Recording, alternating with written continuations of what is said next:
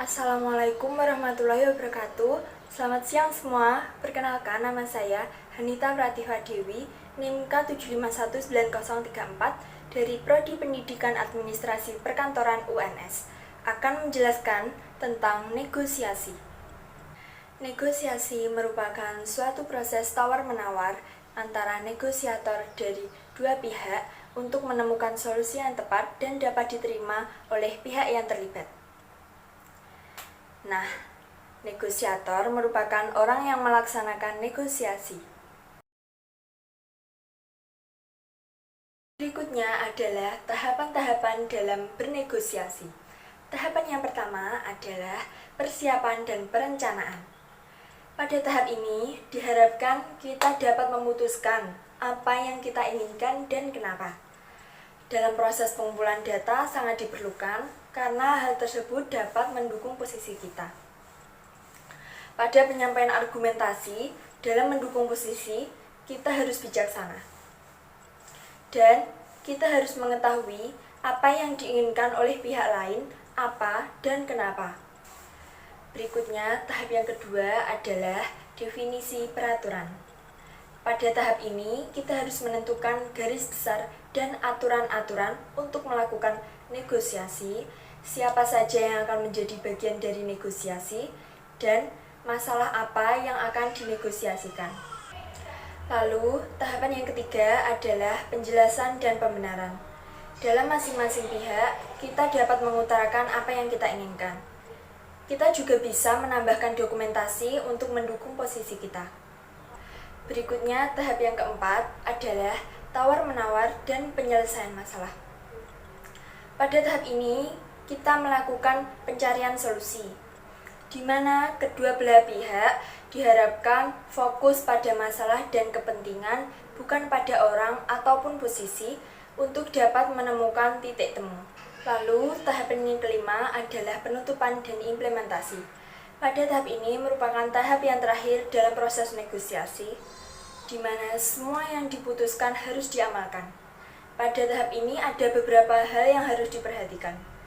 Yang pertama adalah dokumen yang sudah disepakati. Kedua, meneliti kembali poin-poin utama untuk menghindari salah pengertian. Yang ketiga, uraikan secara jelas tentang semua ketetapan dari persetujuan. Yang keempat, buatlah secara tertulis. Yang kelima, kedua belah pihak harus membaca dan menandatangani untuk memperoleh kesepakatan atas apa yang dirundingkan.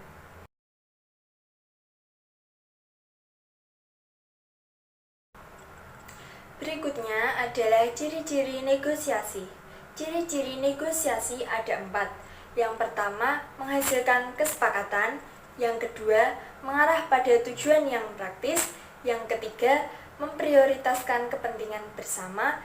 Yang keempat, merupakan sarana untuk mencari penyelesaian.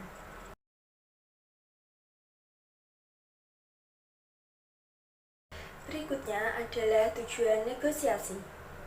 Negosiasi memiliki beberapa tujuan.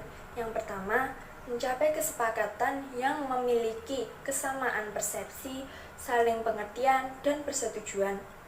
Yang kedua, mencapai penyelesaian dari suatu masalah yang dihadapi bersama. Yang ketiga, mencapai kondisi yang saling menguntungkan dan tidak ada yang dirugikan.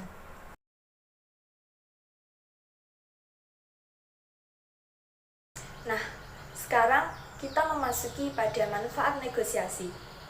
Negosiasi itu sendiri mempunyai banyak manfaat untuk kita. Manfaat yang pertama, untuk mendapatkan ataupun menciptakan jalinan kerjasama antar badan usaha atau institusi atau perorangan untuk melakukan suatu kegiatan usaha secara bersama atas dasar pengertian.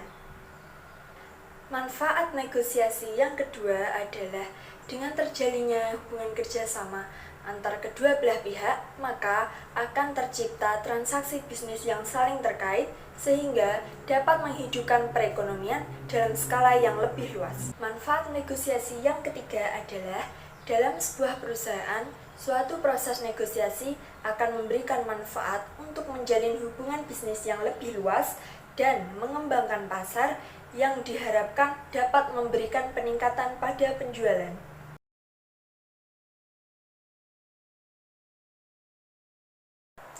Yang terakhir adalah strategi negosiasi.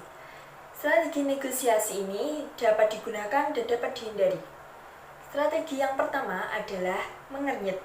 Taktik ini biasa disebut dengan terkejut, merupakan reaksi negatif terhadap tawaran seseorang. Dengan kata lain, bertindak terkejut ketika negosiasi yang diadakan oleh negosiator berjalan dengan keinginan pihak lain.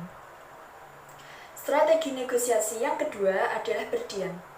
Jika kita tidak menyukai perkataan orang lain, atau jika kita baru saja membuat tawaran dan sedang menunggu jawaban, maka berdiam adalah pilihan yang terbaik. Kebanyakan orang tidak bisa bertahan dalam kesunyian yang panjang.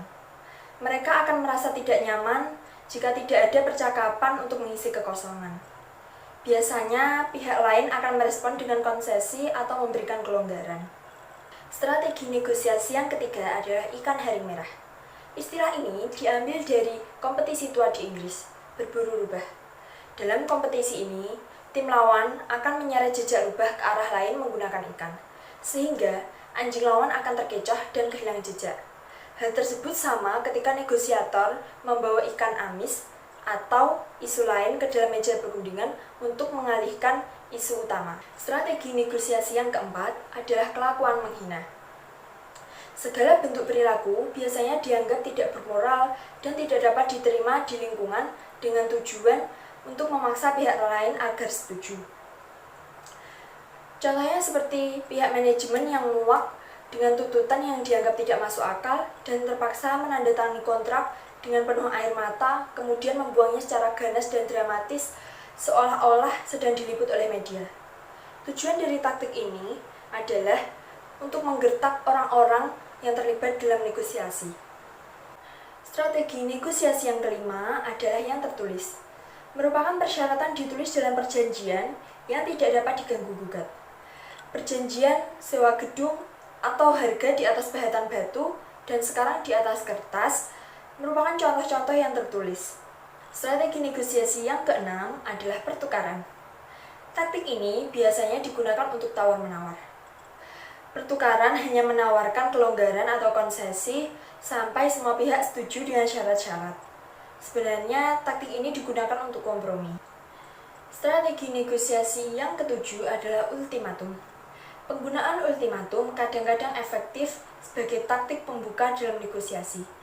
Namun, suatu saat Anda dalam sebuah negosiasi yang panjang, saat Anda merasa Anda perlu menggunakan taktik ini.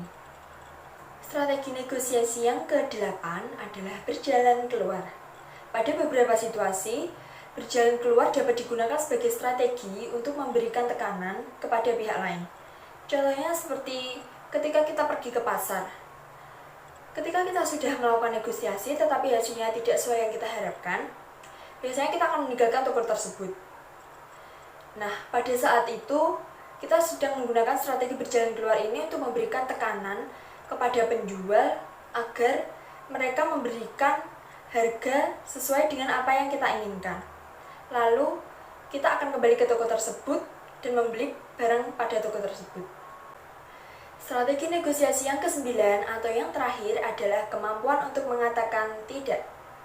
Sebuah taktik memegang peranan penting dalam segala macam strategi negosiasi dan cara menyampaikannya secara tepat. Pertama dan paling dasar untuk mempelajari taktik ini adalah bahwa apapun bila kita mengatakan tidak secara langsung, maka hal tersebut diterjemahkan oleh pihak lain sebagai ya.